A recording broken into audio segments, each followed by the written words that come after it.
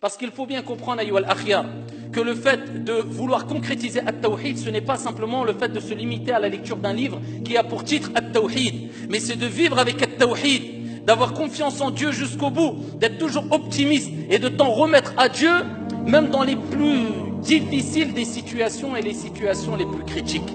Et beaucoup ont concrétisé At-Tawhid, wala nuzakki ala Allahi ahada, et nous ont montré qu'ils ont compris qui était le guérisseur par excellence. Et je ne vous parle pas de compagnons qui ont vécu il y a 14 siècles. À notre époque, il y en a plein. Ici, à titre d'exemple, il y a un qari, misri, un récitateur égyptien qui est toujours vivant, qu'Allah Jalla wa Ala allonge sa vie sur son obéissance. Amin ya Rabbal Alamin. Il s'appelle Abdul Halim.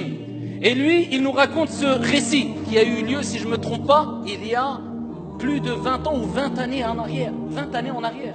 Il y a 20 ans. Et il dit qu'il a été pris d'une maladie intense au foie. Il est parti chez le médecin, bien sûr, en utilisant les causes, c'est ce qui est demandé. Et après plusieurs analyses, eh bien, le médecin l'a convoqué. Et il lui a dit, malheureusement, je dois t'annoncer que ta maladie est irréversible. On ne peut plus rien faire.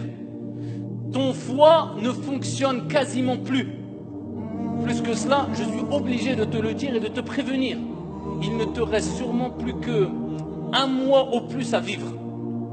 Alors le qari, le récitateur qui est toujours vivant, et ce récit est cité par lui-même il y a 20 ans en arrière, eh bien quand il est sorti de chez le médecin, bien sûr quelque part, pris d'émotion, pris de peur, c'est humain, nous sommes des êtres humains, mais avec une confiance sûre et complète en Allah subhanahu wa ta'ala, il s'est rendu chez son père et lui a dit, j'ai été éprouvé, tu vas être éprouvé, je dois te raconter ce qui s'est passé. Le père lui a dit vas-y, et il lui a raconté ce qui lui est arrivé. Et le père a dit alhamdulillah, at-tawakkul, as-sabr, al-thabat. C'est au moment où on apprend le malheur. C'est pas 5 heures après, c'est pas 2 jours après, c'est pas 1 an après. Il dit la louange est Allah, il s'en est remis à son Seigneur tabaraka wa ta'ala. Et là le père lui a dit eh bien toi tu es meilleur que beaucoup d'autres. Parce que d'autres personnes sortent le matin et ne reviennent pas le soir chez eux. Ils sont morts, tu as un accident ou autre, ils ne s'y attendaient pas. Contrairement à toi, Dieu t'a laissé 1 mois devant toi. C'est comme s'il te prévenait, tu as 1 mois pour te rapprocher de ton Seigneur. Et là son père a rappelé c'est quoi? L'amour d'Allah subhanahu wa ta'ala. Et le fait de se préparer pour l'au-delà, il lui dit, oh mon fils, montre-moi maintenant à travers tes actions ce que tu vas préparer pour ton au-delà. Et il lui remonte le moral, l'optimisme, toujours remonter le moral. Et il s'en est remis à Dieu. Et il a multiplié les invocations, la récitation du Coran et Qiyamul Layl. Et il est tombé malade. Ou il a reçu du moins cette annonce pendant le mois du Ramadan, alors qu'il présidait la prière pour Salat al-Tarawih. Et vers la fin du Ramadan, ici quand il a entendu cette nouvelle, eh bien il s'est retranché chez lui et il s'est consacré à ce qu'on appelle al-Khalwa. Il s'est isolé entre lui et son Seigneur Tabaraka wa Ta'ala. Et ce qu'il dit à ce moment-là est quelque chose de très intense. Il dit j'ai fait plusieurs nuits, Qiyamul Layl, toutes mes nuits, ou la quasi-totalité de mes nuits, je l'ai passé en priant. Mais regardez ce qu'il dit, ce qui est très important. Il dit je me souviens d'une dua et je pense que c'est la cause de ma guérison. Il dit lors du dernier tiers de la nuit, il n'a pas dit j'ai invoqué Allah simplement. Il a dit j'ai parlé à Allah. Et ça c'est toute la différence. Il y a une différence entre invoquer Allah de façon mécanique et parler à Allah avec ton cœur. Et il dit j'ai parlé à Allah et je lui ai dit ya Allah, tu sais que quand il y avait des malades, eh bien je me rendais chez eux et je récitais le Coran sur eux et par ta permission ils guérissaient. Maintenant aujourd'hui, qui peut me guérir à part toi? Je m'en remets à toi alors que toutes les portes autour de moi sont fermées. Ya Allah, guéris-moi. Et il dit une parole très forte, j'ai parlé à Dieu.